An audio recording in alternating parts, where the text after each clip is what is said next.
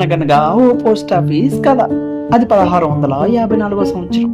ఓ రాజు అందంగా ఓ love letter రాసి పౌరాయికి ఇస్తాడు. తన లవర్ అయిన రాణికి ఇస్తుంది అనుకుంటాడు. కానీ అది మిస్ అయ్యి వాళ్ళ ఫాదర్కి ఇస్తుంది. మిస్ డెలివరీ వల్ల రాజుగారి లవ్ ఫెయిల్ అవుతుంది. అయితే కోపంలో ఉన్న వాళ్ళ ఫాదర్ రాజుని చంపేస్తాడు. ఈ జన్మలో లవ్ లెటర్ ఏమో ఫాస్ట్గా డెలివరీ అయింది కానీ నాట్ సేఫ్ అండోయ్. మళ్ళీ కాలచక్రం 100 ఏళ్ళు తిరిగింది. మరో జన్మలో మళ్ళీ రాజు పుట్టాడు. లవ్ లెటరు రాశాడు. ఇప్పుడు లెటర్ని మనుషులతో రాయబారం పంపాడు. ఇప్పుడు పర్సన్ టు పర్సన్ డెలివరీ యువరానికి చేరింది. రానిగాని రిప్లై లెటర్ ప్రపంచం అంతా తిరిగి కొండలు, లోయలు, ఓడలు, బండ్లలో వచ్చేలోపు రాజు ముసలాడైపోయాడు. మళ్ళీ లవ్ ఫెయిల్యూర్. చదివేలోపు చనిపోయాడు. Safe delivery but not fast. మళ్ళీ కాలచక్రం 100 ఏళ్ళు తిరిగింది. 1854 ఇక్కడ పోస్ట్ ఆఫీసులు అన్నీ వచ్చేసాయి.